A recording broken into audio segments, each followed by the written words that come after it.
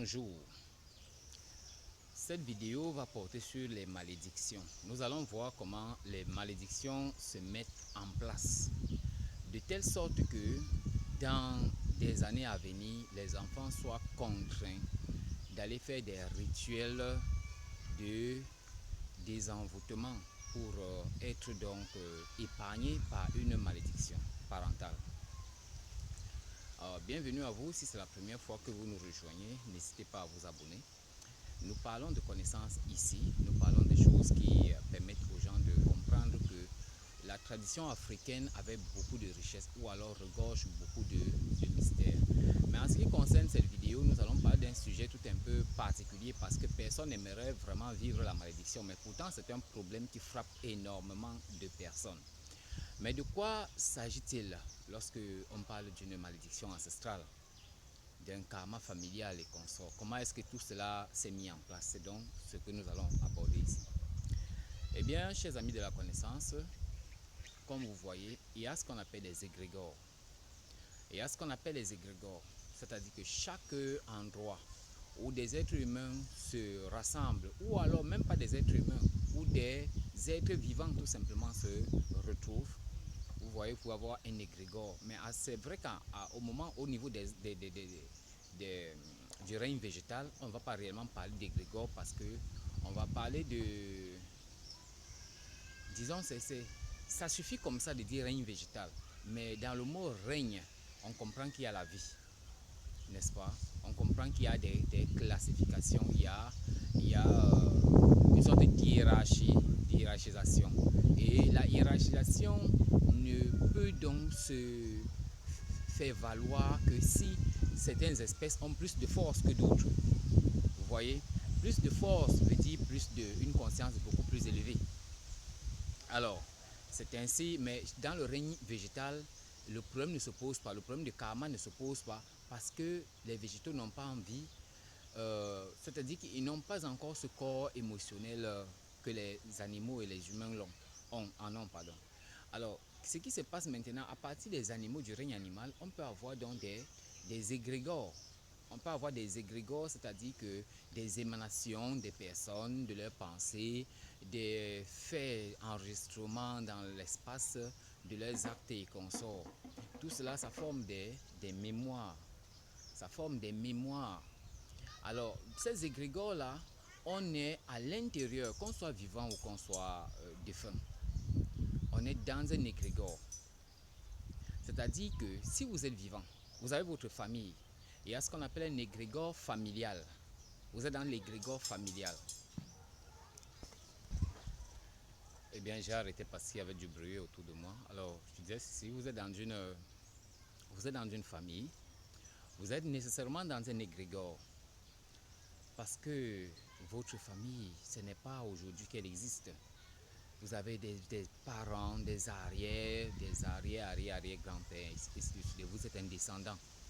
Maintenant, déjà, vous êtes donc dans un grand et ancien égrégore familial. Et en plus, vous aussi, vous avez des petits égrégores, c'est-à-dire votre petite famille à vous, vous avez créé cette chose. C'est également un égrégore qui se retrouve dans le grand égrégore familial, qui se retrouve dans le grand égrégore de la tribu, dans le grand égrégore de l'ethnie, l'égrégore de la nation, l'égrégore de votre continent et tout simplement dans l'égrégore humain. Alors, tout cela fait en sorte que, et ceux qui sont vivants en ce moment sont dans un égrégore, et ceux qui sont passés, c'est-à-dire ceux qui sont décédés, les défunts, ils sont également dans cet égrégore. Parce qu'on n'a pas dit que l'égrégore, dedans, si vous êtes défunt, vous n'y serez plus. Non. Vous êtes dans un égrégore. On a dit c'est une émanation de vous. N'est-ce pas? Une émanation. Et maintenant, lorsque vous êtes défunt, c'est-à-dire que c'est une sorte de robot astral que vous avez créé par vos pensées. Parce que les pensées donc sont des esprits. Ce sont des esprits qui nous échappent. Ce sont des micro-entités que nous pondons, que nous créons dans la nature. Vous voulez faire quelque chose.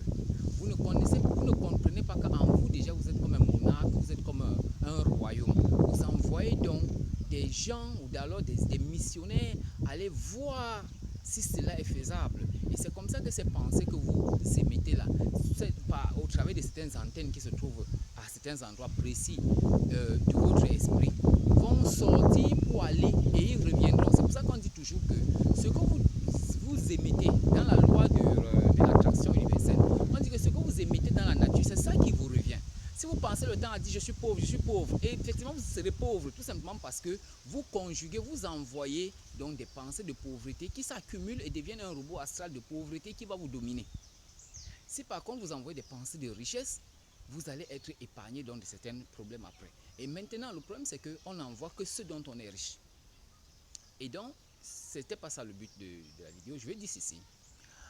En ce moment où vous êtes dans un égrégore, et que vous avez dans cet égrégore un ancêtre qui est décédé il y a peut-être, supposons 80 ans, non, un grand-parent qui est décédé il y a de cela, par exemple, 80 ans. Lui, il avait certains types de désirs, il avait des envies, il avait des projets qu'il n'a pas pu réaliser. Et dont il espère, par exemple, que ses descendants pourront réaliser. Ou alors, il y a quelque chose que vous faites qui ne l'arrange pas. Supposons qu'il a légué des terres, il a laissé des terres, par exemple. Et au lieu, par exemple, de cultiver cette terre pour nourrir vos enfants également, vous décidez de vendre cette terre et que lui, ça ne lui plaît pas. Alors, le seul endroit où vous retrouvez encore chacun, c'est l'égrégore. Parce que lorsqu'il est décédé, il est seulement décédé sur le plan de la matière. Mais en tant qu'esprit, il continue d'exister. Et là, ça tombe totalement en contradiction à ce qu'on enseigne aux gens dans les églises. Alors, en tant qu'esprit, il continue d'exister. Et donc, il continue de nourrir l'égrégore. Il continue à dire, voici ma maison, voilà mes enfants, voici mes biens, je m'appelle tel. Il continue tout cela. Et il n'est pas seul. Il rencontre également d'autres membres de la famille défunts. Et ensemble, ils ont une certaine vision qu'ils peuvent vous imposer. Et ils ne peuvent vous l'imposer qu'au travers de l'égrégore. Ça veut donc dire que votre représentation, vos pensées qui vont dans l'égrégore et qui peuvent revenir vers vous, alors ces pensées seront piégées. On va vous tenir à partir de ces pensées. Et dans l'égrégore, il y aura comme une sorte de scission, de groupisme. Il y aura une sorte de mésentente. Les plus vieux dans l'égrégore et ceux qui sont d'ailleurs désincarnés, de pouvoir manipuler l'égrégore, vont donc faire en sorte qu'ils vous absorbent en tant qu'expression de vos émanations dans l'égrégore. Ils vous compressent et ils renvoient donc cette image à vous. Vous absorbez nécessairement cette image dans votre réflecteur spirituel parce que cela est vous. Donc, je vais prendre un exemple banal. Dans l'égrégore, votre représentation a un pied cassé. On lui casse un pied. Puisque vous n'êtes pas assez fort, vous avez à peine 50 ans, vous avez peut-être 70 ans, mais eux, ils ont d'abord eu peut-être 100 ans sur la terre avant d'aller faire encore peut-être 80 ans ou 100 ans ou 200 ans là-bas. Alors on lui casse un pied et puis vous absorbez cette conformation-là qui vous est projetée puisque vous identifiez à vos pensées et à tout, ou alors vice-versa. Et donc, vous absorbez cette image sans vous en rendre compte et c'est comme ça que vous créez les conditions nécessaires pour aller vous casser le pied, peut-être sur un accident de moto ou de voiture, pour peut-être perdre un bien. Et lorsque vous allez aller chez le mage, disons que vous allez aller chez le voyant, le médium ou d'autres, il va vous dire, bien, regardez, ce qui se passe, c'est que vos ancêtres ne sont pas contents de vous. Et il dit vrai. Vos ancêtres ne sont pas contents de vous. Vous savez que la plupart du temps, si vous allez chez un médium, il va toujours vous dire vos parents ne sont pas contents de vous. Et ça ne va pas être faux parce qu'il a dit 20 fois. Regardez de votre vivant. Est-ce que vous entendez à 100% avec vos parents? Non. Tout le temps, il y a toujours des petites choses où vous et vos parents ne vous entendez pas. C'est la même façon. Mais maintenant, parfois, il y a des menaces. Lorsque la menace devient évidente, c'est qu'il y a quelque chose que vous faites, vous ne comprenez pas. Imaginons par exemple que vos ancêtres étaient très conservateurs. Ils ne voulaient pas que leurs enfants aillent se marier avec une autre ethnie. Et que vous décidez donc de le faire. Alors, pour eux, ça représente une insulte, un défi à relever. Ils vont vous donner la leçon. Ils vont vous faire comprendre que vous avez filé le mauvais coton. Et en ce moment, qu'est-ce qui se passe? Ils peuvent vous couper les vivres. Parce qu'ils maîtrisent exactement là où se trouve la zone des chances en vous. Ils vont la polluer. ils vont, par le même mécanisme que nous avons vu tout à l'heure, ils vont essayer donc de couper les tuyaux, de gâter les turbines, de tout gâter. N'oubliez pas que ce sont vos parents, ce sont vos ancêtres. Ils ont un certain droit sur vous. Le droit qu'ils ont sur vous est qu'ils vous ont prêté, par exemple, leur corps, ils vous ont prêté des mémoires. Ils vous ont prêté, regardez par exemple que vous ressemblez à votre parent. C'est simplement parce qu'au travers des cellules reproductrices, ils vous ont prêté une certaine mémoire que vous utilisez pour tout faire sur la terre et dont vous n'avez jamais payé le prix. Vous ne payez pas parce qu'ils vous la donnent gratuitement. Vous ne pouvez pas payer cela. Mais cependant, c'est leur corps, c'est leur mémoire. C'est eux qui ont manipulé cela. Le même parent peut prêter divers types de mémoires à différents enfants. C'est-à-dire, quand il conçoit un enfant ayant un projet, l'enfant entre dans ce projet. C'est pour ça que j'ai fait une vidéo récemment, par le passé, vous pouvez trouver cette vidéo dans les autres, où je parlais justement de savoir comment choisir, fabriquer façonner son enfant. La conception. Vous comprenez, dans la conception, il y a un concept, il y a un projet. Donc, c'est ainsi que des personnes qui ne sont plus de ce monde peuvent vous tenir. Et lorsqu'on vous demande donc d'aller, par exemple, prenons le cas de certains peuples de l'Ouest Cameroun, aller par exemple sur leur crâne ou alors le lieu où on les a enterrés, ou les peuples côtiers de la côte du Cameroun par exemple, vous y allez, c'est une façon de rétablir. J'ai même d'ailleurs sauté quelque chose. En fait, quand vous et vos parents vous entretenez une certaine relation que vous ne voyez pas avec l'œil, qu'il soit décédé, justement parce que vous êtes dans l'égrégore, ou alors qu'il soit vivant, parce que ce lien est intense encore. Parce qu'il faut savoir qu'un certain lien unit l'enfant et la mère jusqu'à 4 ans. Il commence à faiblir jusqu'à 7 ans. À 12 ans, il a déjà perdu près de la moitié, plus de la moitié. Et à 20 ans, il s'estompe.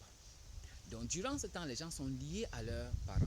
Et justement, ce type donc, ça crée une sorte de conditionnement qui entretient, c'est-à-dire une sorte de désir de ce type de relation. Voilà pourquoi, vous savez, quelqu'un peut entendre qu'on a giflé son père en route, il dit « Ah ». Mais quand il entend qu'on a giflé sa mère, il n'y a pas possibilité de dire « Ah ».